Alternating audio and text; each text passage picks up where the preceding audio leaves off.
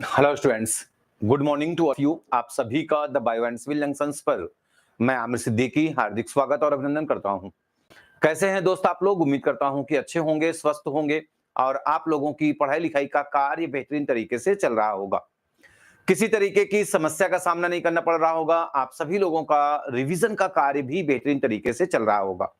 दोस्तों, जैसा कि आप सभी लोग जानते हैं, हम सभी लोग इकोलॉजी में बेहतरीन तरीके से एक क्लास में अपने कॉन्सेप्ट को सीखा था। उम्मीद करते हैं इकोलॉजी के पॉइंट को आप सभी लोगों ने बेहतरीन तरीके से रिवाइज किया होगा और अपने कॉन्सेप्ट को क्लियर किया होगा। कुछ लोग कमेंट बॉक्स में कमेंट बहुत सारी चीजें कर रहे हैं कि इकोलॉजी का ये पॉइंट उन लोगों का क्लियर है। वो कितने कॉन्फिडेंशियल हैं जो अपने कॉन्फिडेंस के साथ ये बताने की कोशिश कर रहे हैं कि इन चीजों को हम सभी लोगों ने याद कर लिया है।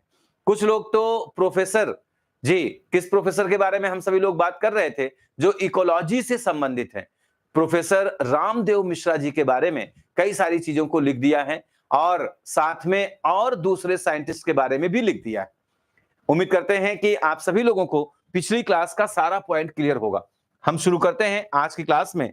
आप सभी लोगों ने लास्ट क्लास में क्या क्या पॉइंट कर लिया था, आप सभी को बेहतरीन तरीके से याद है कि आप सभी लोगों ने मेन लेवल ऑफ ऑर्गेनाइजेशन को समझ लिया था। आप सभी लोगों ने मेन लेवल ऑफ ऑर्गेनाइजेशन को समझ लिया था।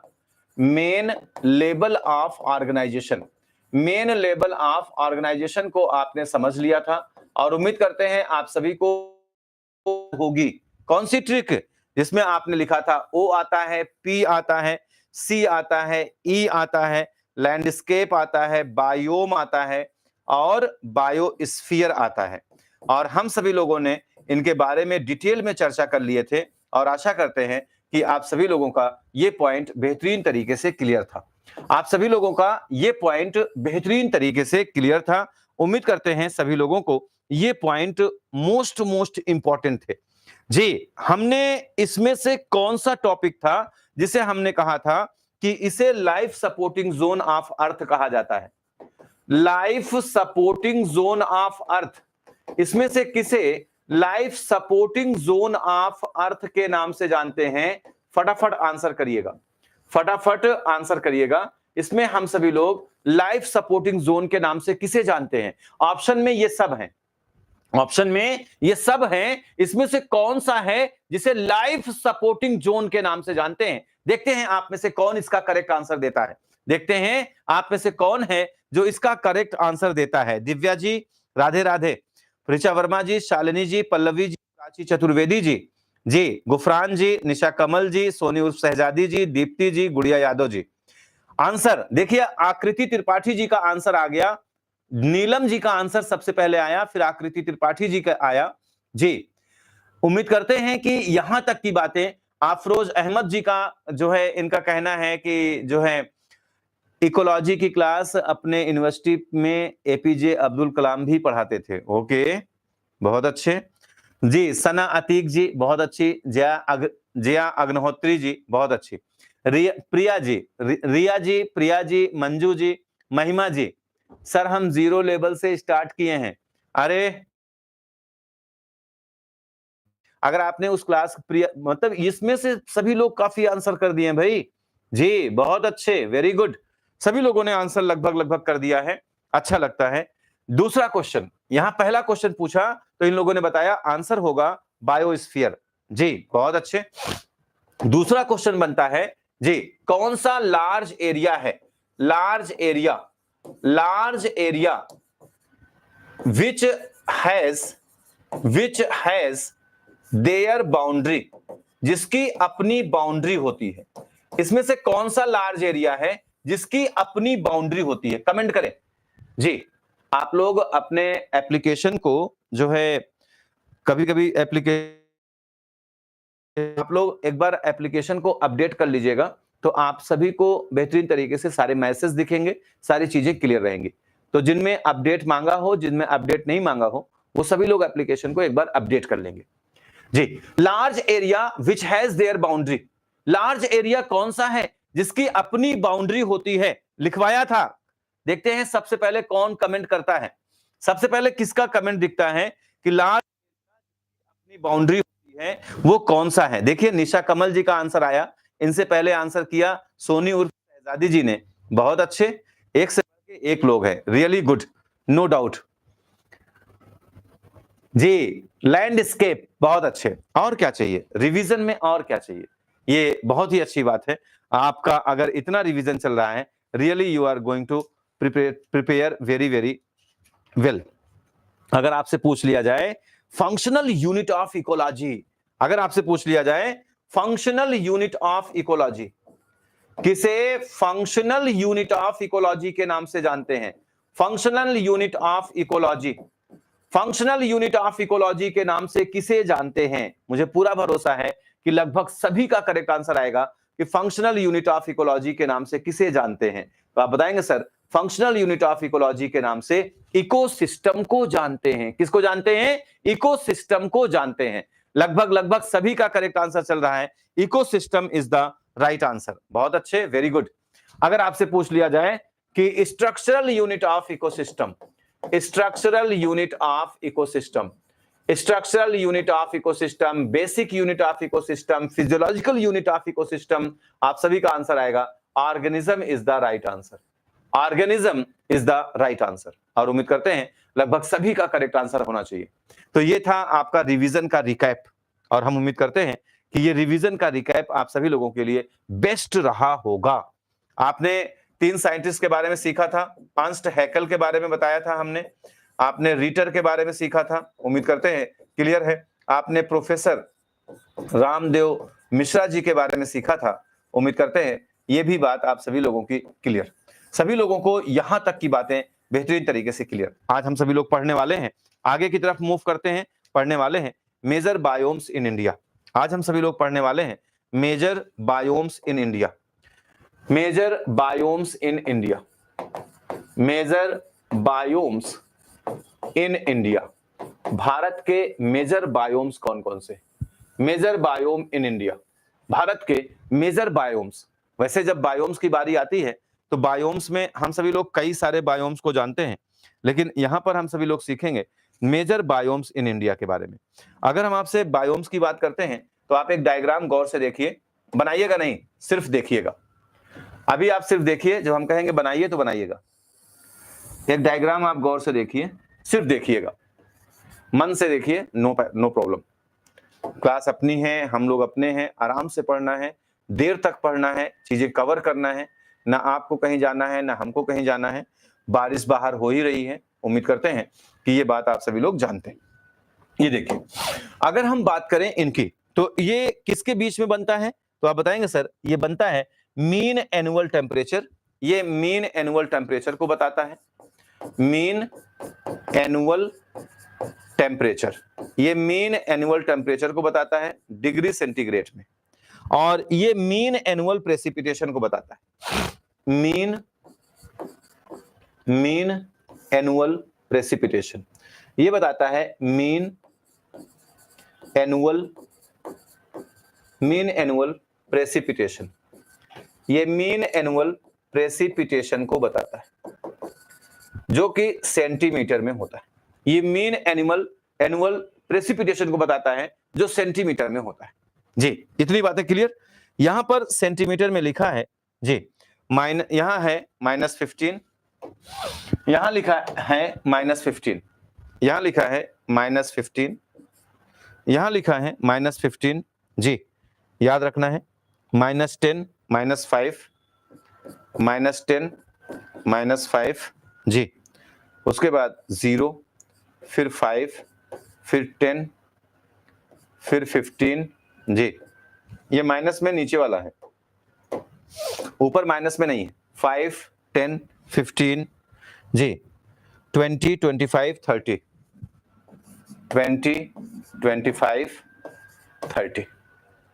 ये यहां पर इनका लिखा हुआ है टेम्परेचर, यहां पे लिखा हुआ है टेम्परेचर। अब आप इसको बना लीजिए, इतना बना लीजिए जी, बना लीजिए सभी लोग। यहां पे लिखा है टेम्परेचर, यहां पे लिखा है टेम्परेचर जी, नीचे लिखा है प्रेसिपिटेशन जी, यहां लिखा है 50, ये 0 शुरू होता है, 0, 50, 100, 150, 200, 250, 300, 350, 400 सेंटीमीटर। यहां पे लिखा है सेंटीमीटर जी, यहां पे लिखा है सेंटीमीटर।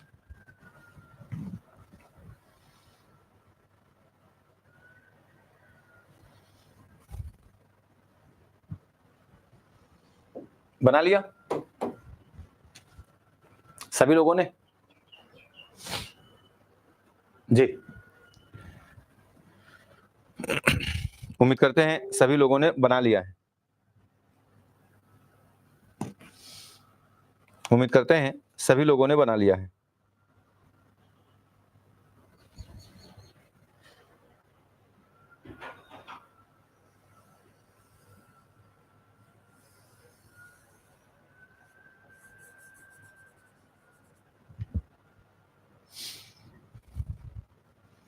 इसमें आप देख रहे हैं कि इसका जो टेम्परेचर है वो 20 से 25 के बीच जा रहा है।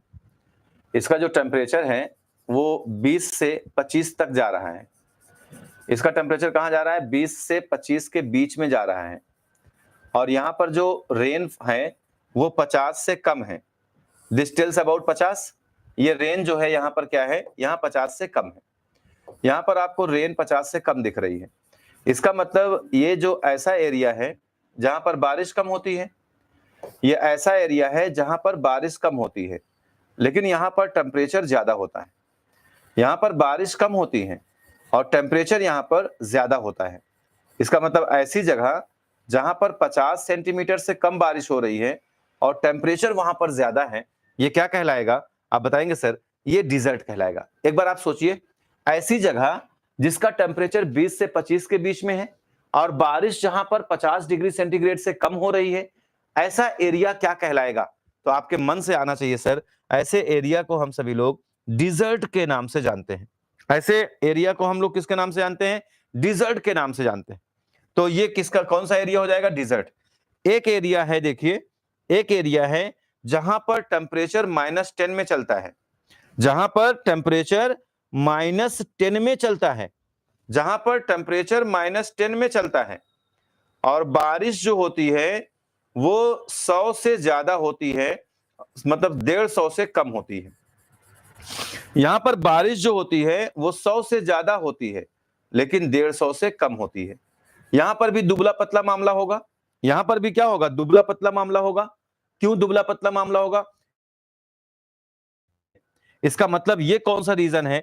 ये आर्कटिक रीजन है या अल्पाइन रीजन है। यहां पर मतलब टेम्परेचर -10 तक जाता है, टेम्परेचर -10 तक जाता है और बारिश यहां पर 100 से 150 के बीच में होती है। और ये कौन सा रीजन कहलाएगा? ये आर्कटिक रीजन कहलाएगा, जहां पर टेम्परेचर -10 से -10 तक चला जाता है और बारिश 100 से 150 के बीच में होती है। ऐसे एरिया क्या कहलाएंगे? आर्कटिक कहलाएंगे या इन्हें अल्पाइन एरिया के नाम से जानेंगे। और हम आशा करते हैं कि इतना बताने के बाद आप में से 96% लोग हैं जिनकी दो बातें क्लियर हो गई। पहली बात, कभी भी अब आपसे पूछा जाएगा डिजर्ट का टेम्परेचर, डिजर्ट की रेनफॉल, हम उम्मीद करते हैं आप सभी लोग बताने में सक्षम हो। आंसर तो 4 ऑप्शन के बेस होता है, 20 से 25 के बीच में टेम्परेचर और रेनफॉल 50 से कम। आपसे आर्कटिक के बारे में पूछेगा, आप बताएंगे -10 डिग्री सेंटीग्रेड टेम्परेचर और यहां पर वर्षा जो होती है 100 से 150 के बीच में होती है। उम्मीद करते हैं ये दोनों बातों को समझा करके काफी अच्छा क्लियरेंस हुआ आप सभी लोगों का। नेक्स्ट हम चलते हैं, यहीं पर बात करते हैं जी, यहीं पर बात करते हैं मोस्ट इंपॉर्टेंट, जिसमें हम सीखते हैं कि यहीं पर आता है आपका ग्रासलैंड। यहीं पर कौन आता है? यहीं पर आता है ग्रासलैंड, जहां पर टेम्परेचर 25 तक पहुंचता है। यहीं पर आपका आता है ग्रासलैंड, जहां पर टेम्परेचर 25 तक पहुंचता है। जहां पर टेम्परेचर क्या होता है? जहां पर टेम्परेचर 25 तक पहुंचता है, जहां पर टेम्परेचर 25 तक पहुंचता है। यहीं पे आता है आपका रेनफॉल, वो जो है ग्रासलैंड, जहां पर टेम्परेचर 25 तक पहुंचता है। जहां पर टेम्परेचर 25 तक पहुंचता है। कितना पहुंचता है? जहां पर टेम्परेचर 25 डिग्री सेंटीग्रेड तक पहुंचता है, लाइक दिस। जहां पर टेम्परेचर 25 डिग्री सेंटीग्रेड तक पहुंचता है और यहां पर वर्षा 100 डिग्री तक होती है, और यहां पर वर्षा आप देखिए 100 डिग्री तक होती है। जहां पर ये कितना पहुंचता है? जहां पर ये 25 डिग्री सेंटीग्रेड तक पहुंचता है और यहां पर वर्षा 100 सेंटीमीटर तक होती है। ये एरिया है जहां पर वर्षा कितनी होती है? 100 सेंटीमीटर तक। यहां पर वर्षा 100 सेंटीमीटर तक होती है और टेम्परेचर 25 तक पहुंचता है। इसे हम सभी लोग ग्रास लैंड के नाम से जानते हैं। तो एक बायोम है, ये ग्रास लैंड के नाम से फेमस है। ये क्या है? ये ग्रास लैंड के नाम से फेमस है जी। ये किसके नाम से फेमस है? ग्रास लैंड के नाम से फेमस है। तो this is called grass land.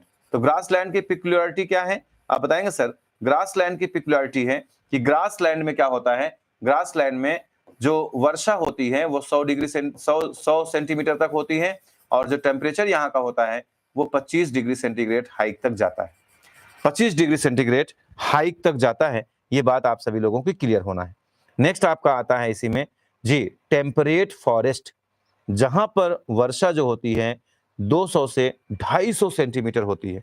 इसके बाद आपका एरिया आता है टेम्परेट फॉरेस्ट, बिल्कुल हरा भरा एरिया आपको देखने को मिलता है, उसे हम सभी लोग टेम्परेट फॉरेस्ट के नाम से जानते हैं। जहां पर टेम्परेचर जो होता है नॉर्मली, आप बताएंगे, जहां पर टेम्परेचर जो होता है लगभग, आपको कल बताया था कि अगर हम इसकी बात करते हैं तो 23 से 27 के बीच में, 23 से 27 के बीच में टेम्परेचर होता है और हरा भरा भाग होता है।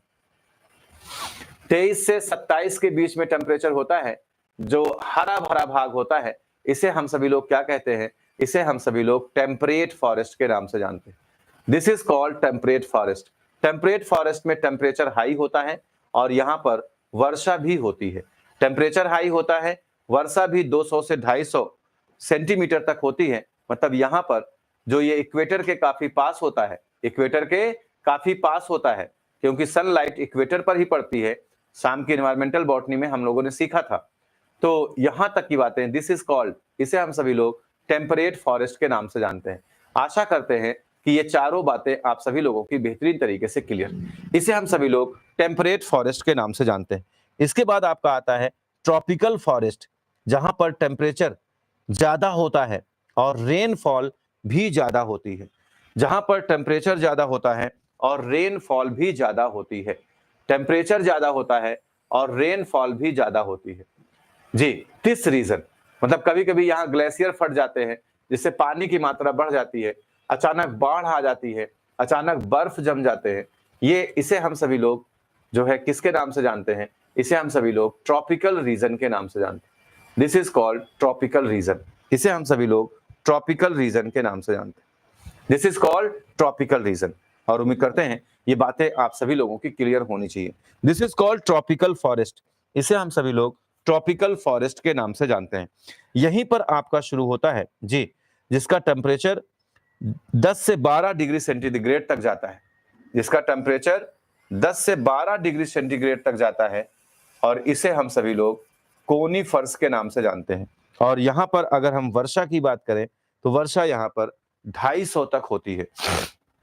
कोनीफर्स के नाम से जानते हैं और यहाँ पर वर्षा 250 तक होती है। यहाँ पर वर्षा 250 तक होती है।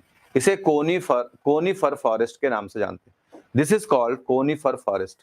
तो उम्मीद करते हैं कुछ बायोम के नाम आप सभी को याद हो गए होंगे। कुछ बायोम के नाम आप सभी लोगों को याद हो गए होंगे। कुछ बायोम के नाम आप सभी लोगों को याद हो गए होंगे। हम ऐसी आशा करते हैं कि कुछ बायोम के नाम आप सभी को याद हो गए।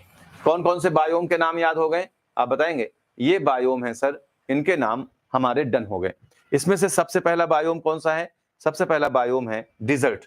सबसे पहला बायोम कौन सा है? सबसे पहला है डिजर्ट। इसे हम लोग क्या नाम देंगे? इसे आप लोग बताएंगे सर, डिजर्ट। और इसकी सिचुएशन याद है? जी सर याद है। इसे डिजर्ट के नाम से जानते हैं। इसे हम सभी लोग ग्रास लैंड के नाम से जानते हैं। This is called grass land. इसे हम सभी लोग ग्रास लैंड के नाम से जानते हैं। नेक्स्ट पर आ जाइएगा, इसे हम लोग टेम्परेट फॉरेस्ट के नाम से जानते हैं। This is called temperate forest. इसे हम सभी लोग क्या कहेंगे? टेम्परेट फॉरेस्ट कहेंगे। टेम्परेट फॉरेस्ट के नाम से जानते हैं, TRF। टेम्परेट रेन फॉरेस्ट के नाम से जानते हैं। इसे हम सभी लोग ट्रॉपिकल फॉरेस्ट के नाम से जानते हैं, ट्रॉपिकल फॉरेस्ट के नाम से जानते हैं। उम्मीद करते हैं एक आइडिया आपके पास डेवलप हो गया कि डिजर्ट का एरिया कौन सा होता है जी, ग्रासलैंड का एरिया कौन सा होता है, टेम्परेट फॉरेस्ट का एरिया कौन सा होता है, ट्रॉपिकल फॉरेस्ट का एरिया कौन सा होता है, कोनीफर फॉरेस्ट का एरिया कौन सा होता है, कोनीफर फॉरेस्ट। ये जो बचा है इसका क्या नाम है? आप में से कितने लोग हैं जो इसका नाम बताएंगे? जी बताइए फास्ट, एक क्वेश्चन बन जाता है आपसे, इसका नाम क्या है? अभी पढ़ाते समय हमने बताया था, नोट कर लीजिए फास्ट। हमें पता है आप में से कई सारे लोग हैं जो आज अपनी कलरफुल पेन से ये डायग्राम बना रहे हैं। कितने लोग हैं जो अपने कलरफुल से ये डायग्राम बना रहे हैं? टेल मी फास्ट जी, बताने की कोशिश करिएगा। कितने लोग हैं जो कलरफुल पेन से अपने ये डायग्राम बना रहे हैं? जी, शशांक जी, मंजू करनवाल जी, नेहा सिंह जी, बताने की कोशिश करिएगा। जी, सभी लोग फटाफट बताने की कोशिश करिएगा और उम्मीद करते हैं सभी लोगों को ये पॉइंट बेहतरीन तरीके से क्लियर। जी,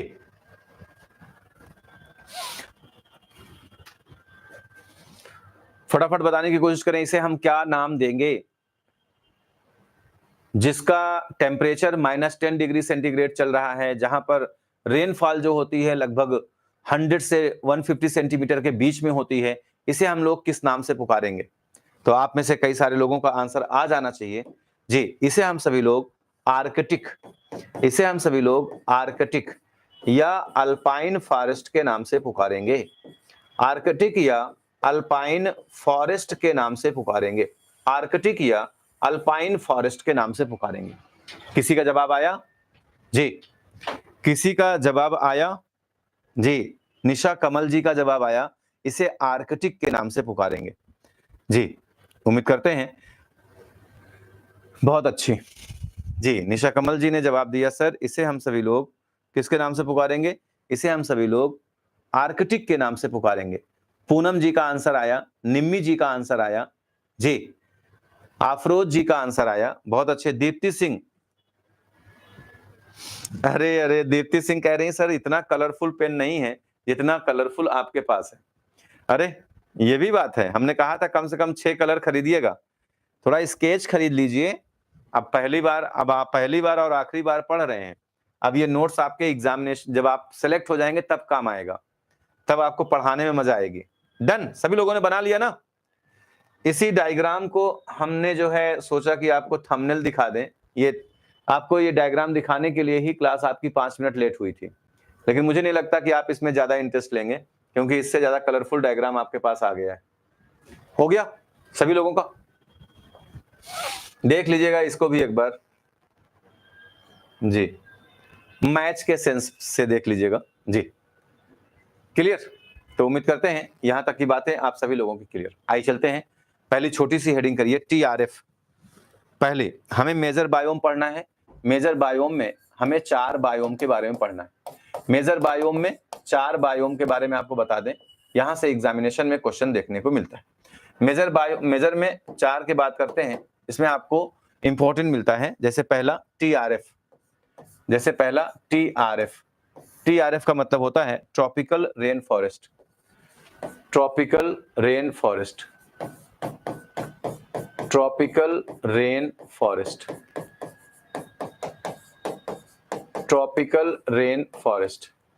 जी, tropical rain forest most important है जी, ट्रॉपिकल रेन फॉरेस्ट। नेक्स्ट दूसरा डेसिडुअस फॉरेस्ट, पहला ये है। दूसरा डेसिडुअस फॉरेस्ट का मतलब होता है जहां पर आपको पतझड़ के मौसम देखने को मिलते हैं। डेसिडुअस फॉरेस्ट मतलब जिनकी पत्तियां गिरती हैं साल भर में, गिर करके नए पत्तियां फिर से आती हैं, उसे डेसिडुअस फॉरेस्ट के नाम से जानते हैं। तीसरा, जिसे हम सभी लोग डिजर्ट फॉरेस्ट के नाम से जानते हैं। चौथा, जिसे हम सभी लोग सी कोस्ट के नाम से जानते हैं। ये 4 मेजर बायोम हैं जिनके बारे में आपको थोड़ी सी बातें जाननी है कि यहाँ पर टेम्परेचर क्या होता है, यहाँ पर पेड़ पौधे कैसे होते हैं, इन सभी चीजों के बारे में हम थोड़ा सा आइडिया देंगे। जिससे एग्जामिनेशन में कोई क्वेश्चन बने तो आपका यहां से कुछ गलत ना होने पाए, जिससे एग्जामिनेशन में कोई क्वेश्चन बने तो आपका यहां से कुछ गलत ना होने पाए। पहला कर लीजिएगा टीआरएफ। डायग्राम आपके पास है ही है जी, डायग्राम आपके पास है ही है, सबके पास डायग्राम है, उम्मीद करते हैं है। अपने डायग्राम पर एक बार फिर आइए, सबके पास डायग्राम है। इसमें डायग्राम में 3 बातें लिखनी है, 3 बातें। सबसे पहली बात लिखनी है कि मैक्सिमम प्रोडक्शन कहां होता है। तो आप बताएंगे सर मैक्सिमम प्रोडक्शन हमें कहां दिख रहा है? मैक्सिमम प्रोडक्शन हमें यहां दिख रहा है, ट्रॉपिकल फॉरेस्ट में लिख लीजिएगा, यहां पर मैक्सिमम प्रोडक्शन होता है, मैक्सिमम प्रोडक्शन, यहां पर मैक्सिमम प्रोडक्शन होता है, मैक्सिमम प्रोडक्शन, यहां पर मैक्सिमम प्रोडक्शन होता है क्योंकि यहां पर मैक्सिमम लाइट होती है और यहां पर मैक्सिमम रेनफॉल होती है। मैक्सिमम प्रोडक्शन पूछा जाए तो हमेशा आंसर टिक होगा ट्रॉपिकल रेन फॉरेस्ट जी, मैक्सिमम। अगर मिनिमम पूछा जाएगा तो आपका आंसर आएगा, मिनिमम कहां होता है दोस्तों? आपका आंसर आएगा सर आर्कटिक या अल्पाइन फॉरेस्ट, जिसे टुंड्रा के नाम से भी जानते हैं, इसका दूसरा नाम है टुंड्रा। यहां पर मिनिमम प्रोडक्टिविटी, यहां पर minimum productivity, minimum productivity, minimum productivity यहां होती है और यहां पर लेस प्रोडक्टिविटी, जो आपका डिजर्ट है यहां पर क्या लिखेंगे? Less productivity, less productivity, less productivity होती है। लेकिन मिनिमम प्रोडक्टिविटी कहां होती है? आप बताएंगे सर आर्कटिक या अल्पाइन टुंड्रा में होती है। मिनिमम कहां होती है? आर्कटिक या अल्पाइन टुंड्रा में होती है। तो ये 3 पॉइंट जरूर से जरूर नोट कर लीजिएगा, ये डायरेक्ट आपसे एग्जामिनेशन में क्वेश्चन के फॉर्म में आ सकता है। और जो चीज आपसे डायरेक्ट एग्जामिनेशन में क्वेश्चन के फॉर्म में आ सकती है वो चीजें हम आपको ऐसे नोट कराते हुए चलेंगे। नोट किया? ये वाला पॉइंट, ये वाला पॉइंट और ये वाला पॉइंट, सभी लोगों ने नोट किया? बताने की कोशिश करिएगा, उम्मीद करते हैं सभी लोगों ने नोट कर लिया होगा। आइए चलते हैं आगे की तरफ जी। यहां पर पहली हेडिंग करिए टीआरएफ जी, tropical rain forest, TRF, tropical rain forest. पहला पॉइंट लिखिए जी, मैक्सिमम प्रोडक्टिविटी, मैक्सिमम प्रोडक्टिविटी, यहां पर मैक्सिमम प्रोडक्टिविटी होती है। यहां पर क्या होती है? Maximum productivity. Best for growth, इसे कहा जाता है best for growth, best for growth, इसे बेस्ट फॉर ग्रोथ के नाम से जानते हैं, बेस्ट फॉर ग्रोथ। यहां पर ग्रोथ काफी अच्छी देखने को मिलती है, best for growth. Mean annual temperature, यहां पर मीन एनुअल टेम्परेचर, यहां पर मीन एनुअल टेम्परेचर, यहां पर मीन एनुअल टेम्परेचर कितना होता है? तो आप बताएंगे, देख के बताइए। मीन एनुअल टेम्परेचर डायग्राम में देखिए, मीन एनुअल टेम्परेचर, यहां पर ये पॉइंट है, mean annual temperature 25, mean annual temperature 23। अगर हम आपसे बात करें कि इसका मीन एनुअल टेम्परेचर कितना होता है, इसका मीन एनुअल टेम्परेचर 23 से 27 होता है, तो कुछ गलत नहीं कह रहे हैं। यह है आपका ट्रॉपिकल रेन फॉरेस्ट। अगर हम इसका मीन एनुअल टेम्परेचर आपसे बताएं कि सर इसका मीन एनुअल टेम्परेचर कितना होता है, 23 से 27 के बीच में होता है, तो कोई गलत तो नहीं कह रहे हैं। तो आप यहां पर लिख सकते हैं कि मीन एनुअल टेम्परेचर, इसका मीन एनुअल टेम्परेचर 23 से 23 से 27 होता है, 23 से 27 degree centigrade. Mean annual temperature कितना होता है? 23 से 27 डिग्री सेंटीग्रेड। सही है ना? एकदम सही है ना जी? क्लियर है ना? सभी लोगों का क्लियर होना चाहिए जी जी, और आशा करते हैं सभी लोगों को यह बात क्लियर होना चाहिए, मीन एनुअल टेम्परेचर। और यहां पर वर्षा कितनी हो रही है जी? आप बताएंगे सर वर्षा कितनी हो रही है? वर्षा देख लीजिए, वर्षा कितनी हो रही है जी? कहां से जा रही है? 200 से 3,500, 200 से 350, 450, 200 से 450 जी। Mean annual temperature, mean annual temperature कितना है? 23 से 27 डिग्री सेंटीग्रेड। यहां पर लिख दीजिए mean annual precipitation, mean annual precipitation जी, mean annual precipitation, mean annual precipitation, mean annual precipitation कितना है? 250 से 450 या 400, 400 लिखिए, 400। इसको आप लिख सकते हैं 2500 से 4000, या कहीं कहीं लिखा देखने को मिलता है 3500 मिलीमीटर। ये यहां पे लिखेंगे मिलीमीटर, ये है मिलीमीटर, और यहां लिखेंगे सेंटीमीटर। तो मीन एनुअल प्रेसिपिटेशन कितना होता है? 250 से 400 सेंटीमीटर, या आप बताएंगे 2500 से 4000 या 3500 मिलीमीटर। 2500 से 3500 या 4000 मिलीमीटर। ट्री हाइट लॉन्ग, यहाँ के जो पेड़ होते हैं उनकी हाइट लॉन्ग होती है। ट्री हाइट, यहाँ पर जो पेड़ होते हैं ट्रॉपिकल रेन फॉरेस्ट में, tree height is long, tree height is long. Tree की हाइट यहाँ पर लंबी होती है, लॉन्ग। रेनफॉल हाई, यहाँ पर रेनफॉल हाई होता है, रेनफॉल हाई, यहाँ पर रेनफॉल हाई देखने को मिलता है जी।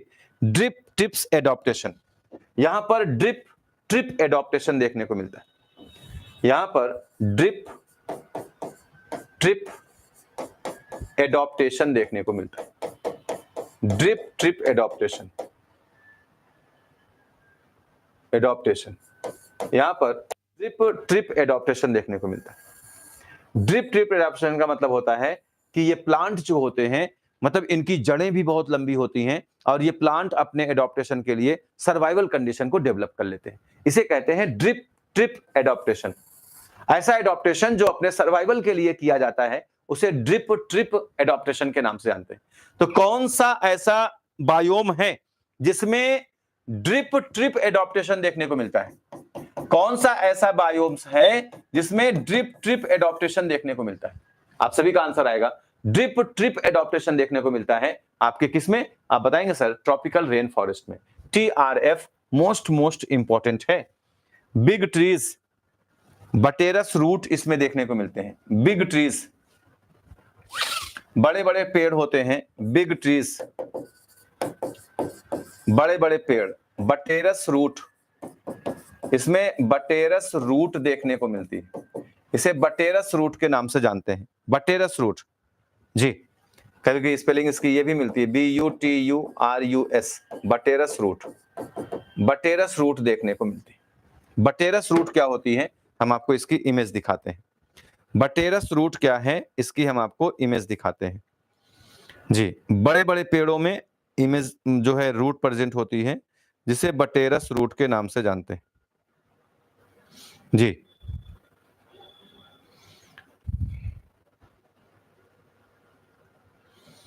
This root is called buttress root. ऐसी जड़ों को हम सभी लोग बटेरस रूट के नाम से जानते हैं। देखिएगा ऐसी जड़ों को, ये जो जड़ें आपको दिख रही हैं इन्हें बटेरस रूट कहते हैं। ये ट्रॉपिकल रेन फॉरेस्ट में पाए जाने वाले पेड़ों में देखने को मिलती है। और उम्मीद करते हैं ये बातें आप सभी लोगों को बेहतरीन तरीके से क्लियर हो जानी चाहिए जी। ये बातें आप सभी लोगों की बेहतरीन तरीके से क्लियर हो जानी चाहिए जी। डन।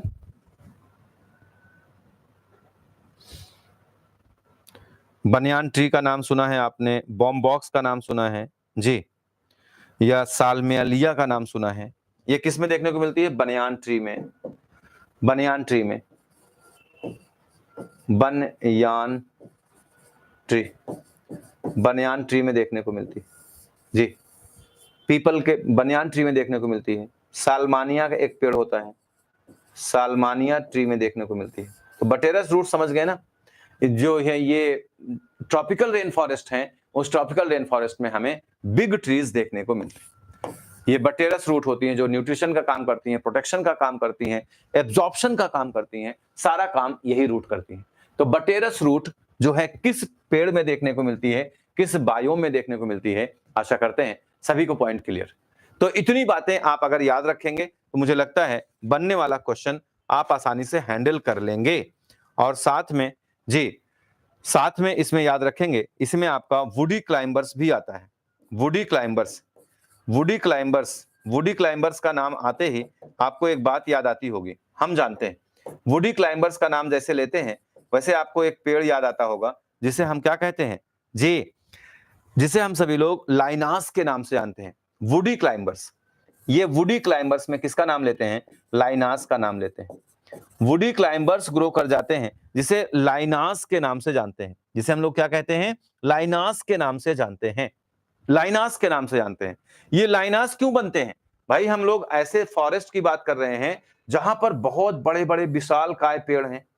जब ये विशालकाय पेड़ यहां पर हैं तो यहां पर बीच की कुछ ऊपर जाकर सब खूब घने हैं, ऊपर जाकर के खूब घने हैं और नीचे जो है इनके पास कुछ क्लाइंबर्स होते हैं जो इन पेड़ों पर चढ़कर अपनी जिंदगी गुजारते हैं। इन पेड़ों पर चढ़कर अपनी जिंदगी इस तरह से गुजारते हैं। इन्हें हम सभी लोग लाइनास कहते हैं। इन्हें क्या कहते हैं? इन्हें हम सभी लोग लाइनास के नाम से जानते हैं। They are known as lianas. इन्हें हम सभी लोग वुडी क्लाइंबर्स या लाइनास के नाम से जानते हैं। इन्हें हम सभी लोग वुडी क्लाइंबर्स या लाइनास के नाम से जानते हैं। तो समझ आया वुडी क्लाइंबर्स? वुडी क्लाइंबर्स भी इसी फॉरेस्ट में पाए जाते हैं जिसे लाइनास के नाम से जानते हैं। Due to dense forest, woody climbers कैसे बनते हैं? Due to dense forest. Dense forest के कारण ये इनका फॉर्मेशन हो जाता है। इन्हें हम सभी लोग क्या कहते हैं? लाइनास के नाम से जानते हैं। नेक्स्ट चले, समझ आ गया? तो लाइनास किसमें पाए जाते हैं? समझ में आ गया। इसमें माइकोराइजा, आपने रूट देखा ना, जब आपने रूट देखा तो उस रूट में आपने देखा कि इसमें माइकोराइजा बनने के चांस भी होते हैं।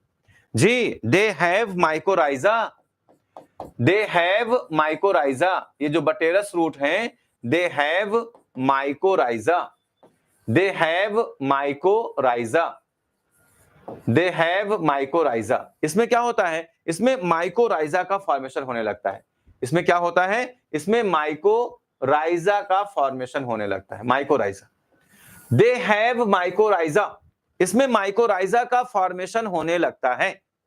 जी, माइकोराइजा का फॉर्मेशन होने लगता है जिसमें फंजाई, जिसमें क्या होता है? फंजाई आ करके इनके रूट से लगने लगते हैं plus root of higher plants, root of higher plants. Mycorrhiza क्या है? कॉम्बिनेशन या सिम्बियोटिक एसोसिएशन। सिम्बियोटिक एसोसिएशन क्या है? Symbiotic association between fungi and root of higher plants. इसे हम सभी लोग माइकोराइजा के नाम से जानते हैं। माइकोराइजा क्या होता है? आप बताएंगे sir. Mycorrhiza is symbiotic association. ये सिम्बियोटिक एसोसिएशन है। ये क्या है? ये सिम्बियोटिक एसोसिएशन है। इसके बीच में होता है between, symbiotic association between fungi, fungi के बीच में और root of higher plants, root of higher plants, higher plants के रूट के बीच में होता है। इनके पॉइंट को एक बार बेहतरीन तरीके से रिवाइज करें, कॉपी में नोट करें। बस 1 मिनट में हम आते हैं।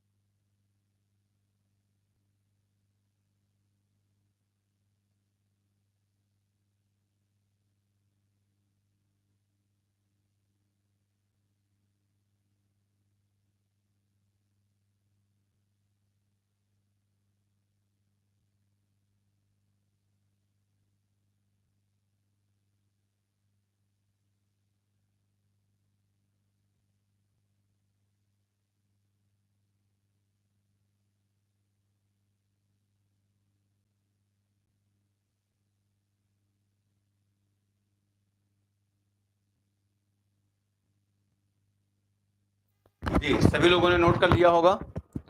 फंजाई और रूट के बीच में जो आपका सिम्बियोटिक एसोसिएशन होता है, उसे हम सभी लोग क्या कहते हैं? माइकोराइजा। ये माइकोराइजा का फॉर्मेशन भी कहाँ होता है? माइकोराइजा का फॉर्मेशन भी इसी फॉरेस्ट में होता है। नेक्स्ट हेडिंग कर लीजिएगा, डेसिडुअस फॉरेस्ट। नेक्स्ट हेडिंग कर लीजिएगा, डेसिडुअस फॉरेस्ट। नेक्स्ट हेडिंग कर लीजिएगा, deciduous forest, most important. Next heading कर लीजिएगा, डेसिडुअस फॉरेस्ट। जब डेसिडुअस फॉरेस्ट की बात आती है तो आप सभी लोग जानते हैं, डेसिडुअस फॉरेस्ट आपने देखा था जी, डेसिडुअस फॉरेस्ट आपने इमेज में देखा था जी, डेसिडुअस फॉरेस्ट। तो आप कहेंगे नहीं सर, उसमें हमने डिजर्ट देखा था। डेसिडुअस फॉरेस्ट, इनकी खास बात होती है, ये पतझड़ वाले फॉरेस्ट होते हैं। ये कौन से होते हैं? पतझड़ वाले। यहां पर आप बताएंगे कि मीन एनुअल टेम्परेचर, यहां पर मीन एनुअल टेम्परेचर, समझ गए? मीन एनुअल टेम्परेचर, इनका जो मीन एनुअल टेम्परेचर होता है वो कितना होता है? 22 से 32 डिग्री सेंटीग्रेड। 22 से 32 डिग्री सेंटीग्रेड होता है, याद रहेगा, 22 से 32 डिग्री सेंटीग्रेड होता है। Mean annual precipitation, mean annual precipitation, इनका जो मीन एनुअल प्रेसिपिटेशन होता है वो कितना होता है? आप बताएंगे सर। यहां पर 900 से 1600, यहां पर 900 से 1600, याद रखिएगा, मिलीमीटर, इतनी वर्षा होती है। मतलब 90 से 160 सेंटीमीटर वर्षा होती है। यहां पर 90 से 160 सेंटीमीटर वर्षा होती है। यहां पर कितनी प्रेसिपिटेशन होता है? यहां पर प्रेसिपिटेशन इतना होता है जी। और उम्मीद करते हैं सभी को यह बात क्लियर होना चाहिए कि यहां पर प्रेसिपिटेशन कितना देखने को मिलता है। यहां पर प्रेसिपिटेशन 90 से 160 सेंटीमीटर देखने को मिलता है जी। यहां का मेन प्लांट कौन सा, ये आपसे पूछा जाता है कि इसमें से कौन सा डेसिडुअस फॉरेस्ट है। ये पूछा जाता है इसमें से कौन सा डेसिडुअस फॉरेस्ट है। जैसे साल, साल डेसिडुअस फॉरेस्ट है। जैसे टीक जी, टीक, टीक डेसिडुअस फॉरेस्ट है। साल हुआ, टीक हुआ जी। तेंदू, तेंदू जो है, तेंदू का पत्ता जी, जानते हैं ना तेंदू, ये भी इसका क्या हुआ? ये भी आपका जो है, आप बताएंगे सर, तेंदू का पत्ता जो है ये भी आपका डेसिडुअस फॉरेस्ट में आता है। लीफ फॉल ड्यूरिंग समर, इसमें लीफ फॉल कब होता है? डेसिडुअस में लिख लीजिएगा, leaf fall during summer, leaf fall during summer, during summer, गर्मियों में लीफ फॉल देखने को मिलता है। डेसिडुअस मतलब लीफ फॉल ड्यूरिंग समर। अगर आपसे कोई पूछे जी कि टीक का या सॉल का, आपसे कोई पूछे सॉल का बोटेनिकल नेम क्या होता है, तो आप में से कितने लोग हैं जो सॉल का बोटेनिकल नेम बताएंगे? सॉल का बोटेनिकल नेम क्या होता है? आप में से कितने लोग हैं जो सॉल का बोटेनिकल नेम बताएंगे? सॉल का बोटेनिकल नेम कितने लोग बताएंगे? तो कई सारे लोग कह रहे हैं सर जी, जी सॉल का, कोई आपसे पूछे कि सॉल का बोटेनिकल नेम क्या होता है, तो आप बताएंगे सर सॉल का होता है सोरिया रोबस्टा। क्या होता है? सोरिया रोबस्टा। साल का बोटेनिकल नेम होता है सोरिया रोबस्टा। क्या होता है? सोरिया रोबस्टा। सॉल का बोटेनिकल नेम होता है जी सोरिया रोबस्टा। टीक का क्या होता है? आप सभी लोग जानते हैं, टीक का होता है टेक्टोना ग्रैंडिस, टेक्टोना ग्रैंडिस। मतलब कहीं से मिस्टेक नहीं होनी चाहिए, टेक्टोना ग्रैंडिस जी, इसका क्या होता है? Tectona grandis. आप में से कोई बताएगा तेंदू का क्या होता है? सोरिया रोबस्टा जी। कई लोगों के पास से आंसर आया सोरिया रोबस्टा जी, बहुत अच्छे। तेंदू का बोटेनिकल नेम क्या होता है, कौन बताएगा? तेंदू का बोटेनिकल नेम जी, कौन बताएगा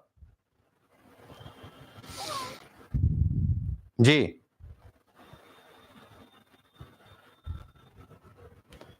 सोरिया रोबस्टा, बहुत अच्छे। और तेंदू का क्या होता है, तो आप बताएंगे सर इसका होता है डायोस्पाइरोस। इसका होता है डायोस्पाइरोस। क्या होता है? डायोस्पाइरोस जी, मिलेनोजाइलॉन, डायोस्पाइरोस मिलेनोजाइलॉन। इसका होता है डायोस्पाइरोस मिलेनोजाइलॉन जाइलॉन, डायोस्पाइरोस मिलेनोजाइलॉन। याद रखिएगा, तेंदू का एग्जाम में पूछ सकता है कि इसमें से कौन सा बोटेनिकल नेम तेंदू का है। डायोस्पाइरोस मिलेनोजाइलॉन, याद रहेगा, डायोस्पाइरोस मिलेनो। जी, डलबर्जिया सिस्सो, मंजू जी, प्रीति जी, ये शीशम का होता है। हाँ, बीड़ी बनाने में यूज करते हैं। अनिल कुमार जी की बात से हम सभी लोग सहमत हैं। इसे bread wine tree of India कहा जाता है। Bread wine tree of India, इसे कहते हैं bread wine tree of India. इसे हम सभी लोग bread wine tree of India कहा जाता है। Bread wine tree, bread wine tree of India, इसे भारत का ब्रेड वाइन ट्री के नाम से जाना जाता है। मतलब खाता है ब्रेड, इसे क्यों कहा गया? क्योंकि लोग टोबैको को, मतलब इसको तेंदू के पत्ते को, मतलब बीड़ी को खाते पीते हैं, इसीलिए इसको ब्रेड मैन कहा गया। इसे क्या कहा गया? Bread winner tree of India.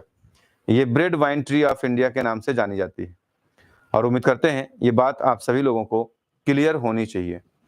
ये बात आप सभी लोगों को क्लियर होनी चाहिए। जी, सभी लोगों को ये पॉइंट क्लियर होना चाहिए। Most important, never be forgeted. Done है जी। तो ये बात आप सभी लोगों को याद होना चाहिए। आगे चलते हैं, डिजर्ट। नेक्स्ट चलते हैं डिजर्ट में। नेक्स्ट कर लीजिएगा डिजर्ट। जब डिजर्ट का नाम आता है तो you all know very well, very dry condition is not desert. Desert दो टाइप के होते हैं। जहां पर बहुत ठंडा हो उसे कोल्ड डिजर्ट कहते हैं, जहां पर बहुत गर्म हो उसे हॉट डिजर्ट कहते हैं। तो डिजर्ट क्या होते हैं? दो टाइप के होते हैं। ये जो डिजर्ट होते हैं, डिजर्ट भी क्या है? डिजर्ट बायोम है। और ये जो डिजर्ट है, ये दो टाइप के डिजर्ट होते हैं। आप पहली बार सुन रहे होंगे सर। एक डिजर्ट होता है जिसे कोल्ड डिजर्ट कहते हैं, जिसमें हम लोग लेह लद्दाख का नाम लेते हैं, कोल्ड डिजर्ट कहते हैं। जिसमें हम सभी लोग लेह लद्दाख गोबी का नाम लेते हैं, यहाँ पर टेम्परेचर बहुत कम होता है। दूसरा होता है हॉट डिजर्ट, जिसमें हम सभी लोग सहारा का नाम लेते हैं। हॉट डिजर्ट, हॉट डिजर्ट में हम सभी लोग नाम लेते हैं, सहारा का नाम लेते हैं, थार का नाम लेते हैं। थार क्या है? थार हॉट डिजर्ट है, राजस्थान में यह है जी। सहारा का नाम, थार का नाम, राजस्थान का नाम, ये सब डिजर्ट में कितने आते हैं? ये सब हॉट डिजर्ट में आते हैं। तो कोल्ड डिजर्ट में क्या होता है? Temperature, temperature vary very very low, very very very low. यहां पर टेम्परेचर क्या होता है? यहां पर टेम्परेचर कम होता है। इसे हम सभी लोग कोल्ड डिजर्ट के नाम से जानते हैं। इसमें आप एग्जाम्पल के तौर पर याद रखेंगे सर, इसमें लेह आता है, इसमें लद्दाख आता है, लेह आता है, लद्दाख आता है, गोबी आता है। ये गोबी डिजर्ट कहाँ है? ये आपसे एग्जाम में क्वेश्चन पूछा जाता है, गोबी डिजर्ट। अगर आपसे पूछा जाए कि ये गोबी डिजर्ट कहाँ है, तो उम्मीद करते हैं आप सभी लोगों का करेक्ट आंसर आना चाहिए, क्योंकि ज्योग्राफी में आपने इतना सीखा है कि गोबी डिजर्ट कहाँ है। गोबी डिजर्ट कहाँ है आपने सीखा है जी। गोबी डिजर्ट कहाँ है आप सभी लोग जानते हैं। गोबी डिजर्ट किस कंट्री में है? तो आप बताएंगे सर ये मंगोलिया और चाइना में पाया जाता है। कहाँ है? मंगोलिया और चाइना में है। मंगोलिया और चाइना, मंगोलिया और चाइना। तो मंगोलिया वैसे ऑप्शन में रहता है हमेशा। लेह और लद्दाख दोनों कहाँ हैं? ये दोनों आपके इंडिया में है जी। और उम्मीद करते हैं ये बातें आप सभी लोगों की क्लियर। यहां पर जो है आप बताएंगे जो डिजर्ट होते हैं लेस देन 10 डिग्री सेंटीग्रेड वर्षा होती है, इसमें कौन आता है? इसमें आप बताएंगे सर सहारा डिजर्ट आता है। सहारा डिजर्ट कैसा डिजर्ट है? हॉट डिजर्ट है। इसमें आपका थार डिजर्ट आता है, थार डिजर्ट आता है। इसमें आपका पूरा का पूरा राजस्थान आता है, जिसे राजस्थान है उसे रेगिस्तान कहते हैं, राजस्थान। ये इसमें आपके हॉट डिजर्ट में आते हैं। यहाँ पर दोनों जगह, चाहे कोल्ड डिजर्ट हो चाहे हॉट डिजर्ट हो, बहुत ठंडा रहेगा, बारिश नहीं होगी। यहाँ भी ठंडा रहेगा, बारिश नहीं होगी। यहाँ पर एनुअल, जी आप बता देंगे मीन एनुअल प्रेसिपिटेशन, यहाँ पर दोनों पर आप बता देंगे mean annual precipitation, mean annual precipitation. यहाँ पर मीन एनुअल प्रेसिपिटेशन जो होगा लेस देन 10 सेंटीमीटर, 10 सेंटीमीटर से कम होगा। लेस देन 10 सेंटीमीटर, ये 10 सेंटीमीटर से कम होगा। ये क्या होगा? 10 सेंटीमीटर से कम होगा। और उम्मीद करते हैं ये बात आप सभी लोगों को याद रखना चाहिए। यहाँ पर कौन से प्लांट पाए जाते हैं? यहाँ पर सकुलेंट प्लांट्स पाए जाते हैं, स्पॉन्जी टिश्यू वाले प्लांट्स पाए जाते हैं। यहाँ पर सकुलेंट प्लांट पाए जाते हैं। तो यहाँ पर कौन से प्लांट पाए जाते हैं? तो आप बताएंगे सर यहाँ पर सकुलेंट प्लांट पाए जाते हैं। एग्जाम्पल नोट कर लीजिएगा, यहाँ पर कौन से प्लांट पाए जाते हैं? एग्जाम्पल नोट करिएगा जी, कौन से प्लांट पाए जाते हैं? तो आप बताएंगे सर यहाँ पर सकुलेंट प्लांट पाए जाते हैं। सकुलेंट प्लांट, रस वाले प्लांट पाए जाते हैं, सकुलेंट प्लांट। डिजर्ट में आप जानते हैं, डिजर्ट में सकुलेंट प्लांट पाए जाते हैं। Spongy tissue, storage of water, इसमें स्पॉन्जी टिश्यू होते हैं, स्पॉन्जी टिश्यू, स्पॉन्जी टिश्यू होते हैं जिनका काम होता है storage of water, storage of water, ये वाटर का स्टोरेज का काम करते हैं। तो डिजर्ट के जो फेवरेबल मतलब जो डिजर्ट हैं उसमें जो प्लांट पाए जाते हैं उन्हें हम सभी लोग सकुलेंट प्लांट के नाम से जानते हैं। यूफॉर्बिया, अकेसिया, इसमें कौन आता है? यूफॉर्बिया, अकेसिया। सकुलेंट प्लांट में कौन आते हैं? सकुलेंट प्लांट में आते हैं यूफॉर्बिया, अकेसिया, इसमें आते हैं यूफॉर्बिया, इसमें आते हैं अकेशिया, यूफॉर्बिया, अकेशिया, और इसमें आता है ओपनशिया। ये सभी डिजर्ट वाले प्लांट हैं, ओपनशिया। तो इसमें यूफॉर्बिया, अकेशिया और ओपेंशिया पाए जाते हैं। और उम्मीद करते हैं ये बातें आप सभी लोगों की बेहतरीन तरीके से क्लियर होनी चाहिए। ये बातें आप सभी लोगों की बेहतरीन तरीके से क्लियर होनी चाहिए। तो ये था आपका डिजर्ट के बारे में। तो उम्मीद करते हैं ये तीनों बातें आप सभी लोगों की क्लियर कि ट्रॉपिकल रेन फॉरेस्ट में क्या होता है। उम्मीद करते हैं ये बातें क्लियर। मेजर बायोम में आपने ट्रॉपिकल रेन फॉरेस्ट देख लिया, आपने डेसिडुअस फॉरेस्ट देख लिया, आपने डिजर्ट फॉरेस्ट देख लिया। एक बार इनका रिवीजन करिएगा, काफी अच्छा रहेगा। नेक्स्ट पर हम लोग आते हैं चौथा, जिसे इंपॉर्टेंट डिजर्ट के नाम से जानते हैं, सी कोस्ट डिजर्ट। नेक्स्ट हेडिंग कर लीजिएगा सी कोस्ट डिजर्ट। नेक्स्ट हेडिंग कर लीजिएगा सी कोस्ट डिजर्ट, मोस्ट इंपॉर्टेंट। सी कोस्ट डिजर्ट की बात करते हैं तो इसमें स्वाम्पी सॉइल की बात करते हैं, जहां पर वाटर कंटेंट मोर होता है। स्वाम्पी सॉइल, स्वाम्पी सॉइल जानते हैं, दलदल वाली सॉइल को स्वाम्पी सॉइल के नाम से जानते हैं। दलदल वाली सॉइल को स्वाम्पी सॉइल के नाम से जानते हैं। स्वाम्पी सॉइल, दलदल वाली सॉइल को स्वाम्पी सॉइल के नाम से जानते हैं। स्वाम्पी सॉइल में आप बताएंगे वाटर कंटेंट इज मोर। यहां पर खास बात यह है, यहां पर वाटर कंटेंट ज्यादा होता है, वाटर कंटेंट ज्यादा होता है, यहां पर वाटर कंटेंट ज्यादा होता है, वाटर कंटेंट मोर, यहां पर वाटर कंटेंट मोर होता है। लेकिन यहां पर oxygen content less, oxygen content less होता है। यहां पर ऑक्सीजन कंटेंट क्या होता है? लेस होता है। ऑक्सीजन की डेफिशिएंसी होती है, oxygen content less in soil, less in soil. इसीलिए तो ऑक्सीजन के लिए इनकी रूट जो होती है बाहर निकल आती है।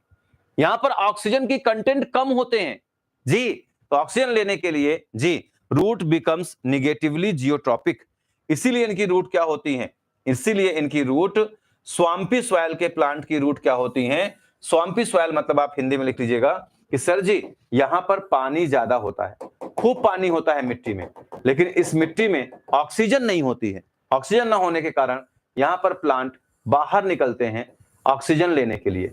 ऑक्सीजन लेने के लिए जब ऑक्सीजन लेंगे जी, जब ऑक्सीजन लेंगे तो ये क्या करेंगे? तो आप बताएंगे जब ये ऑक्सीजन लेंगे तो रिस्पायरेशन करेंगे। रिस्पायरेशन ये दिन में अलग करते हैं, रात में अलग करते हैं। फोटोसिंथेसिस के लिए ये कार्बन डाइऑक्साइड लेंगे। तो कह रहे हैं कि स्वाम्पी सॉइल है, वाटर कंटेंट यहां पर ज्यादा होता है, ऑक्सीजन कंटेंट जो होता है वो कम होता है। Root becomes negatively geotropic. इसीलिए रूट इनकी क्या होती हैं? अंदर से बाहर निकलने लगती हैं। रूट बिकम्स, रूट जो होती हैं बिकम्स, रूट हो जाती हैं negatively geotropic, negatively geotropic. Root जो होती हैं निगेटिवली जियोट्रॉपिक हो जाती है। निगेटिवली जियोट्रॉपिक हो जाती है मतलब ये मिट्टी से बाहर निकलना शुरू कर देती है। निगेटिवली जियोट्रॉपिक हो जाती हैं, ये मिट्टी से बाहर निकलना शुरू कर देती हैं। जब निगेटिवली जियोट्रॉपिक हो जाती हैं तो मिट्टी से बाहर निकलती हैं, कॉल्ड निमेटोफोर्स, कॉल्ड निमेटोफोर्स। इन्हें हम सभी लोग निमेटोफोर्स के नाम से जानते हैं। अब एक सवाल बनता है कि न्यूमेटोफोर्स जो होती हैं, जी निमेटोफोर्स जो होती हैं, ये कहां पाए जाते हैं? तो आप बताएंगे स्वाम्पी सॉइल में पाए जाते हैं। निमेटोफोर्स जो होते हैं वो कैसे होते हैं? ये रूट हैं जो निगेटिवली जियोट्रॉपिक होती हैं। ये किस प्लांट में पाए जाते हैं? आप सभी का आंसर आएगा, ये पाए जाते हैं राइजोफोरा में, सोनेरेशिया में। इन्हें हम सभी लोग निमेटोफोर्स के नाम से जानते हैं, या इन्हें हम सभी लोग रिस्पायरेटरी रूट के नाम से जानते हैं। रिस्पायरेटरी रूट के नाम से जानते हैं। इसे हम सभी लोग रिस्पायरेटरी रूट के नाम से जानते हैं। इसे हम सभी लोग निमेटोफोर्स के नाम से जानते हैं, या फिर इसे हम सभी लोग रिस्पायरेटरी रूट के नाम से जानते हैं। एग्जाम्पल में आप याद रखेंगे, राइजोफोरा, राइजोफोरा, एविसीनिया, एविसीनिया, सोनेरेशिया, सोनेरेशिया, एविसीनिया, राइजोफोरा, ये सब में पाए जाते हैं। इन सभी में ये पाए जाते हैं। इन्हें हम सभी लोग मैंग्रोव्स प्लांट के नाम से भी जानते हैं। इन्हें हम सभी लोग किसके नाम से जानते हैं? मैंग्रोव्स प्लांट के नाम से जानते हैं। बताइएगा समझ आया या नहीं? इन्हें हम सभी लोग मैंग्रोव्स प्लांट के नाम से जानते हैं। Also they also known as mangrove plants, they also known as mangroves plant. इन्हें हम सभी लोग मैंग्रोव्स प्लांट के नाम से भी जानते हैं।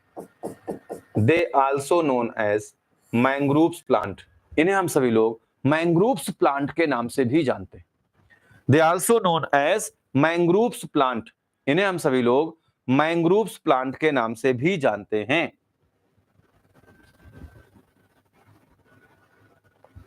बताने की कोशिश करिएगा। सभी लोगों को क्लियर? ये चारों बायोम उम्मीद करता हूं सभी लोगों को क्लियर। अनिल कुमार जी, सकुलेंट में कैक्टस आता है, सहारा राजस्थान में है, गोबी डिजर्ट है, मंगोलिया में है, साउथ मंगोलिया में है। जी बहुत अच्छे। Taiga tundra, bread wine tree of India. Done है सभी लोगों को? उम्मीद करते हैं सभी लोगों को यहां तक की बातें बेहतरीन तरीके से क्लियर। सभी लोगों को डन? एक बार लिख करके बताएं या थंब अप करके इशारा करें कि क्लियर हो गया। जी सभी लोग फटाफट बताने की कोशिश करें। Clear to all? तो इसे हम सभी लोग क्या कहते हैं? सी कोस्ट डिजर्ट के नाम से जानते हैं। और उम्मीद करते हैं यहां तक की बातें आप सभी लोगों की बेहतरीन तरीके से क्लियर। हम चलते हैं एक टॉपिक पर जो काफी ज्यादा इंटरेस्टिंग है और एग्जामिनेशन के पॉइंट ऑफ व्यू से इंपॉर्टेंट है। हम आपसे बात करते हैं निच के बारे में बात करते हैं। निच क्या होता है? इसे हम सभी लोग निश बोलते हैं। निश क्या होता है? निश क्या होता है? जो है आप सभी लोग जानते हैं कि प्रोनाउंसिएशन जब करते हैं तो इसे निच नहीं बोल देते, निश बोलते हैं। ये जो निश है, निश मतलब क्या होता है और हैबिटेट क्या होता है? निश एंड हैबिटेट। निश क्या होता है और हैबिटेट क्या होता है? निश क्या होता है, हैबिटेट क्या होता है? और उम्मीद करते हैं यहां तक की बातें आप सभी लोगों की क्लियर। निश क्या होता है और हैबिटेट क्या होता है? हैबिटेट मतलब आप समझते हैं वास स्थान। व्हाट इज निश, व्हाट इज वास स्थान? निश क्या होता है और वास स्थान क्या होता है? हम सभी लोग इस पॉइंट पर चलते हैं और समझते हैं निश के बारे में और समझते हैं इसके बारे में। जी सभी लोगों के कमेंट्स दिख रहे हैं। क्लियर है सर, क्लियर है sir, all is done, okay. Muskan ji clear है, अनिल कुमार जी, दिव्या जी क्लियर है, शशांक जी, मुस्कान जी, खुशबू जी, गीता जी, प्रीति जी, अनिल कुमार जी, रंजना जी, अफरोज अहमद जी, निम्मी जी, नीलम जी, निशा कमल जी, शालिनी पटेल जी, दीप्ति जी, रचना श्रीवास्तव जी, सभी लोगों का क्लियर। ओके ये देखिए, अगर हम आपसे बात करें व्हाट इज निश, व्हाट इज हैबिटेट। हैबिटेट तो आप बचपन से पढ़ते हुए आ रहे हैं। हैबिटेट को आप बचपन से जानते हैं। हैबिटेट, हैबिटेट तो आप बचपन से जानते हैं। हैबिटेट मतलब हम कह दें पोल पर कौन रहता है, तो आप बचपन से जानते हैं पोल पर पोलर बियर रहता है। पोल पर पोलर बियर रहता है, बचपन से आप जानते हैं। ट्री पर कौन रहता है, आप बचपन से जानते हैं। ट्री पर मंकी रहता है। कौन रहता है? मंकी रहता है, आप बचपन से जानते हैं। स्पायरोगायरा कहाँ पाया जाता है? स्पायरोगायरा जो है ये फ्रेश वाटर में मतलब तालाबों में पाया जाता है, बचपन से जान। डियर कहाँ पाया जाता है? पोल पर। मंकी कहाँ पाया जाता है? ट्री पर। फ्रेश वाटर में कौन पाया जाता है? स्पायरोगायरा। ये जो आपने बात लिखी, ये बात आपको क्या बताती है? ये बात आपको बताती है एड्रेस ऑफ ऑर्गेनिज्म। ये एड्रेस ऑफ ऑर्गेनिज्म बताती है। Address of organism. हैबिटेट क्या है? Address of organism. Address of organism. Address of organism is called habitat. Organism का जो एड्रेस होगा उसे हैबिटेट। जी, ऑर्गेनिज्म का जो एड्रेस होगा उसे हैबिटेट कहेंगे। क्या कहेंगे? हैबिटेट। मतलब ऑर्गेनिज्म जहां पर रहता है, जैसे फ्रेश वाटर में स्पायरोगायरा रहता है, इसके अलावा आप बताएंगे क्लेमाइडोमोनास भी रह सकता है। इसके अलावा आप बताएंगे सर जी कि जो है स्पायरोगायरा है, क्लेमाइडोमोनास है जी, और आप बताएंगे सर कि जो है बहुत सारी एल्गी हैं जो फ्रेश वाटर में पाई जाती हैं। इसका मतलब एड्रेस कई व्यक्तियों का एक हो सकता है। जितने लोग उस मोहल्ले में रहते हैं सबका एड्रेस एक होगा। इसका मतलब हैबिटेट एक हो सकता है, लेकिन निश एक नहीं हो सकता। हैबिटेट क्या हुआ, समझ आया? हैबिटेट मतलब address of organism is habitat. किसी ऑर्गेनिज्म का एड्रेस उसका हैबिटेट कहलाता है। आप कह सकते हैं sum total of biotic and abiotic. मतलब अगर आपसे कोई कहे किसी व्यक्ति का एड्रेस उसका हैबिटेट कहलाता है, दिस इज राइट। जैसे tree trunk of monkey, tree trunk of monkey, tree trunk of monkey, tree trunk of monkey, मतलब ट्री ट्रंक जो है ये मंकी का एड्रेस है। पोल ऑफ पोलर बियर, पोल जो है पोलर बियर का एड्रेस है। Fresh water of spirogyra, spirogyra का फ्रेश वाटर एड्रेस है। This is called habitat. और अगर मोर स्पेसिफिक हो जाए, मोर स्पेसिफिक, जैसे आप जानते हैं अर्थवॉर्म, किसको जानते हैं? अर्थवॉर्म। अर्थवॉर्म को निकालने के लिए आप फावड़ा लेकर के खेतों में जाते हैं। जब फावड़ा खेतों में लेकर जाते हैं और इस फावड़े से मिट्टी खोदते हैं तो मिट्टी के अंदर अंडर द सॉइल आपको क्या मिलता है? अंडर द सॉइल आपको अर्थवॉर्म मिलता है। क्या मिलता है? अर्थवॉर्म मिलता है। अगर आपको कुछ कीड़े मकोड़े देखने हैं, कीड़े मकोड़े, तो आप क्या करते हैं? कीड़े मकोड़े देखने के लिए अगर कहीं कोई चट्टान है, कोई पत्थर है, रॉक्स हैं, तो आप इसे हटाते हैं। जब आप हटाते हैं तो यहां पर आपको फंजाई देखने को मिलता है, यहां पर आकर के इंसेक्ट देखने को मिलता है, यहां पर आपको आकर के वर्म्स देखने को मिलते हैं। ये सारी चीजें इसके अंदर देखने को मिलती। कहीं आप देखिए बहुत पुराने, मतलब अगर बहुत पुरानी चीजें रखी हुई हैं, मतलब कोई टेबल टूटी है, चारपाई टूटी है, वो अगर मिट्टी पर पड़ी है, बारिश हो रही है, तो उसको जब आप हटाते हैं तो बहुत सारे कीड़े मकोड़े निकलकर भागते हैं। This is called micro habitat. इसे हम लोग क्या कहते हैं? माइक्रो हैबिटेट कहते हैं। आपको अर्थवॉर्म चाहिए, आप फावड़ा लेकर निकल गए, मिट्टी खोदा, अर्थवॉर्म मिल गया। मतलब जो हैबिटेट स्पेसिफिक हो उसे हम सभी लोग माइक्रो हैबिटेट के नाम से जानते हैं। तो उम्मीद करते हैं हैबिटेट आप समझ गए। दूसरा, आप माइक्रो हैबिटेट भी समझ गए। माइक्रो हैबिटेट में आप एक पॉइंट लिखेंगे, क्या होता है माइक्रो हैबिटेट? आप बताएंगे माइक्रो हैबिटेट जो होता है वो स्पेसिफिक हैबिटेट होता है of organism. Specific habitat of organism कर लीजिएगा। Micro habitat, micro habitat, micro habitat, micro habitat में कर लीजिएगा more specific habitat, more specific habitat, more specific habitat for organism, more specific habitat for organism. Organism के लिए जो ज्यादा specific habitat हो उसे माइक्रो हैबिटेट के नाम से जानते हैं। माइक्रो हैबिटेट के नाम से जानते हैं, जैसे under a rock, under a rock, जी अंडर अ रॉक, समझ आया? अंडर अ रॉक एक micro habitat, under a rock, चट्टान के नीचे, insect, fungi, insect, fungi and worms,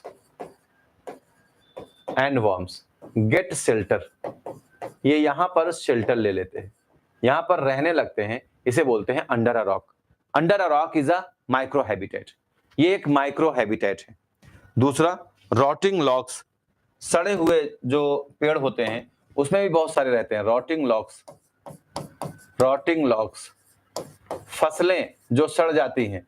आपको याद होगा मूंग और उड़द की जब खेती होती है तो मूंग और उड़द को तोड़ने के बाद जो मूंग का पेड़ खेत में बचता है, उड़द का पेड़ खेत में बचता है। उड़द का पेड़ तो बचता नहीं क्योंकि उसको काट कर घर लेकर चले जाते हैं। जो मूंग का पेड़ खेत में बचता है, उस मूंग के खेत जो वो पेड़ रहता ही है, तभी बारिश होना शुरू हो जाती है और वो पेड़ की पत्तियां उसी खेत में गिरती हैं। बारिश होने के साथ साथ जब आप उस खेत में फिर पैर रखते हैं तो आपको बहुत सारे डिफरेंट टाइप के कीड़े मकोड़े देखने को मिलते हैं। उसी में एक बहुत ही अच्छी सुंदर सी धोबी उसको बोलते हैं, वो देखने को मिलती है। हमारी तरफ उसे धोबी के नाम से जानते हैं। काफी चमकती हुई होती है, लाइक दिस, एकदम स्टाइलिश, जिधर से चलती है बिल्कुल चमकते हुए, कछुए की तरह नहीं होती है। तो ये क्या है? रॉटिंग लॉक्स, मतलब सड़े हुए फसल, जो सड़ी हुई फसलें हैं उसमें भी आपको बहुत सारे इंसेक्ट, फंजाई सब कुछ देखने को मिलते हैं। तो रॉटिंग लॉक्स भी क्या है जी? मॉइस्ट फॉर डिकम्पोजर, ये मॉइस्ट प्रदान करता है, मॉइस्चर, ये मॉइस्चर देता है, मॉइस्चर फॉर डिकम्पोजर, ये डिकम्पोजर के लिए मॉइस्चर प्रोवाइड करता है। डिकम्पोजर, ये डिकम्पोजर के लिए मॉइस्चर प्रोवाइड करता है जी। Decomposer like fungi, insect, worm, like fungi, insect, worms, इनको ये क्या करता है? ये डिकम्पोजर को मॉइस्चर प्रोवाइड करता है जिससे ये आसानी से डिकम्पोज कर सके। पॉन्ड एंड पडल, पॉन्ड एंड पडल, ये भी क्या करते हैं? पॉन्ड एंड पडल, तालाब, पोखर जी। Shelter for amphibians and reptiles, ये पॉन्ड और पडल में आप देखते हैं कौन रहता है जी? तो आप बताएंगे शेल्टर फॉर रेप्टाइल्स, ये माइक्रो हैबिटेट है। Shelter for amphibians and reptiles, ये एम्फीबियंस और रेप्टाइल्स को शेल्टर प्रदान करता है। एम्फीबियंस एंड रेप्टाइल्स, ये एम्फीबियंस और रेप्टाइल्स को शेल्टर प्रदान करता है जी। पॉन्ड और पडल एक बहुत अच्छा टर्म है, उसे हम आपको बताना चाहेंगे, कभी पूछ सकता है। टिरेनियम, टीरेरियम जी, ये पूछा जा सकता है। ये भी क्या है? ये भी माइक्रो हैबिटेट है। टेरेरियम, ये क्या है? माइक्रो हैबिटेट है, टेरेरियम जी। आर्टिफिशियल माइक्रो हैबिटेट, ये आर्टिफिशियल माइक्रो हैबिटेट है। तो कभी आपसे क्वेश्चन पूछ ले टेरेरियम क्या है? आर्टिफिशियल माइक्रो हैबिटेट, ये आर्टिफिशियल माइक्रो हैबिटेट है। अगर आपसे क्वेश्चन बने which of the following is artificial micro habitat, आपका आंसर लगेगा टेरेरियम। टेरेरियम जो है ये आर्टिफिशियल माइक्रो हैबिटेट होता है। ये क्या होता है? ये आर्टिफिशियल माइक्रो हैबिटेट होता है। और आशा करते हैं ये बातें आप सभी लोगों की बेहतरीन तरीके से क्लियर होनी चाहिए कि इसे आर्टिफिशियल माइक्रो हैबिटेट के नाम से जानते हैं। This is all about habitat, इसे हम लोग क्या कहते हैं? हैबिटेट कहते हैं। समझ आया कि हैबिटेट क्या होता है? हैबिटेट क्या होता है, ये बात समझ आई? उम्मीद करते हैं सभी लोगों को ये पॉइंट क्लियर होना चाहिए। What is habitat? हैबिटेट क्या है? टेल मी फास्ट, फटाफट बताने की कोशिश करिएगा। अब हम आते हैं निच। व्हाट इज निच? निच क्या है जी? निच क्या है, हम पहुंचते हैं निच क्या है। सीवी ऑफ अ पर्सन, निच जो है ये किसी व्यक्ति का सीवी होता है। सीवी मतलब क्यूरिकुलम वाइटी, जिसे हम सभी लोग एड्रेस के नाम से जानते हैं। Biodata, CV of an individual, किसी व्यक्ति का सीवी, उसका जो है बायोडेटा। निश इज द सीवी और बायोडेटा, ये बायोडेटा होता है of an organism, of an organism. ये किसी भी ऑर्गेनिज्म का, किसी भी पर्सन का ये बायोडेटा होता है। जो हैबिटेट होता है वो एड्रेस होता है, और जो निश होता है ये क्या होता है, बायोडेटा होता है। इसका मतलब हैबिटेट कई लोगों का एक हो सकता है, लेकिन निश, आप सोचिए कोई है, आपका नाम मान लीजिए जो है अफरोज है, या आपका नाम जो है अनिल है जी, अनिल जी, अफरोज जी, क्या आपको लगता है कि क्लास 10th में जितने आपके मार्क्स हैं किसी और के होंगे? क्लास 11th में जितने आपके मार्क्स हैं, 12th में जितने आपके मार्क्स हैं, बीएससी में जितने आपके मार्क्स हैं, बीएड में जितने आपके मार्क्स हैं, क्या कोई ऐसा है जिसका मार्क्स इतना ही हो सकता है, सेम हो सकता है? क्या कोई ऐसा है, मतलब कोई ऐसा है जिसका मार्क्स सेम हो सकता है? क्या बताइए, ऐसा हो सकता है कि किसी का सीवी सेम हो सकता है? जी, टेल मी फास्ट, फटाफट बताइएगा।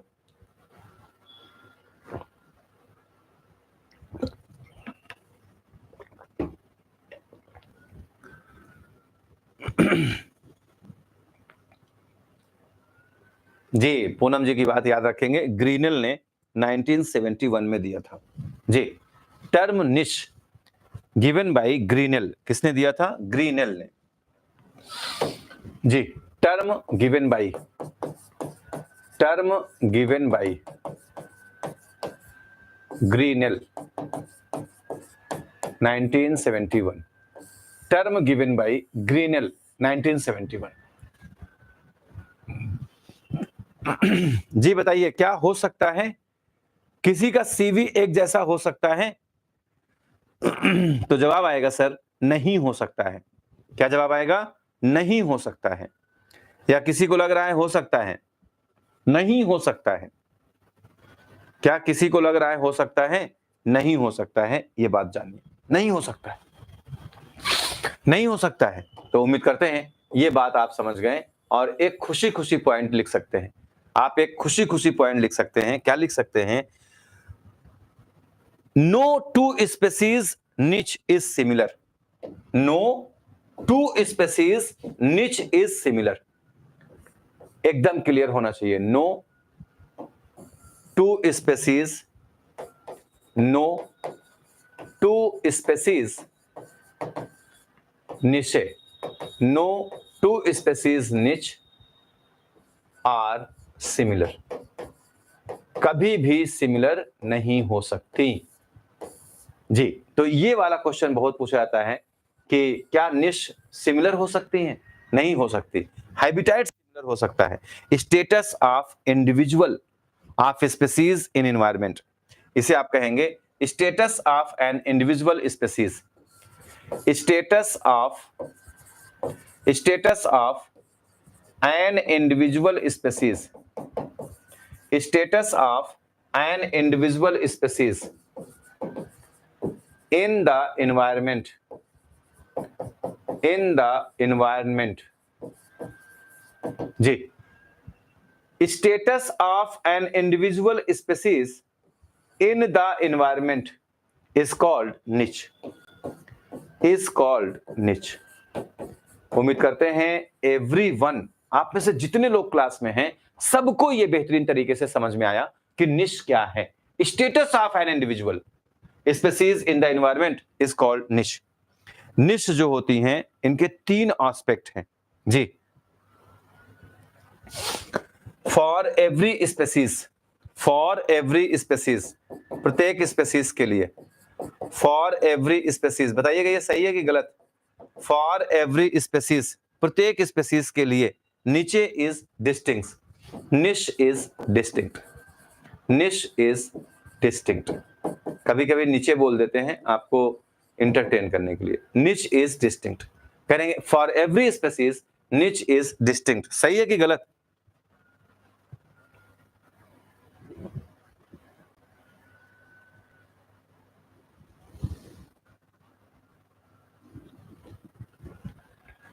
सही है कि गलत? तो आप बताएंगे जी सही है या गलत? तो आप बताएंगे सर ये सही है। एवरी स्पीसीज निच इज डिस्टिंक्ट। अगर निच जो होंगी, इफ द निच इज सेम, इफ द निच इज सेम, अगर दो लोगों का ये सेम हो गया, इफ द निच is same, competition increases, competition increases, competition increases, competition increase कर जाएगा, कंपटीशन इंक्रीजेस, इंफीरियर डाई, जो इंफीरियर रहेगा वो मर जाएगा, इंफीरियर डाई, डाइवर्सिटी डिक्रीजेस, फिर क्या होगा? डाइवर्सिटी डिक्रीज कर जाएगा, डाइवर्सिटी डिक्रीजेस। इसीलिए आप बताएंगे कि निच जो होता है वो दो स्पीसीज का सेम नहीं होता, डाइवर्सिटी डिक्रीज कर जाएगी।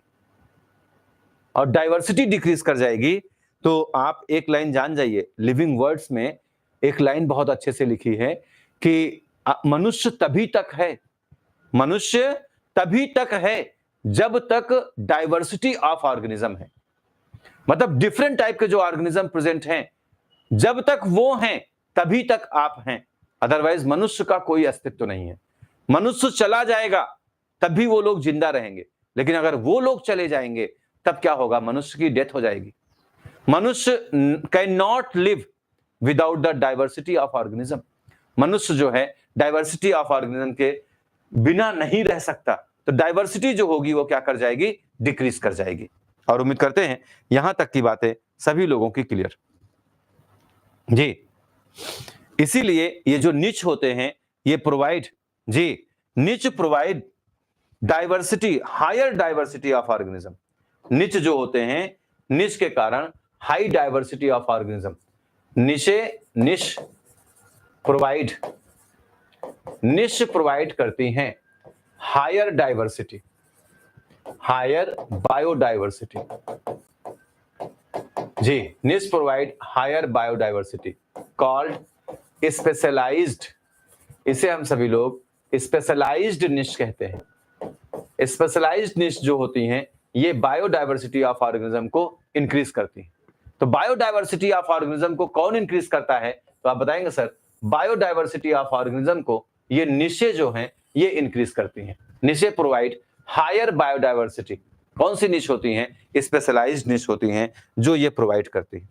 देयर आर 3 एस्पेक्ट्स, 3 एस्पेक्ट्स हैं निश के। निश के 3 एस्पेक्ट हैं। There are 3 aspects, there are 3 aspects, 3 aspects हैं। देयर आर 3 एस्पेक्ट्स, निश के 3 एस्पेक्ट हैं। पहला एस्पेक्ट है जिसे हम सभी लोग बोलते हैं स्पेशियल, स्पेशियल हैबिटेट के बारे में बात करता है। दूसरा है जो मोस्ट इंपॉर्टेंट है उसे फंक्शनल या प्रोफेशनल के नाम से जानते हैं। तीसरा है जो मल्टी डायमेंशनल है। तो क्या होता है स्पेशियल हैबिटेट, क्या होता है फंक्शनल और क्या होता है मल्टी डायमेंशनल, इसको हम सभी लोग कल की क्लास में बात करेंगे। आज के लिए इतना। आप सभी लोग खाइए पीजिए, उसके बाद रिवीजन करिए। शाम की क्लास में आपसे मिलते हैं 5:15 पर।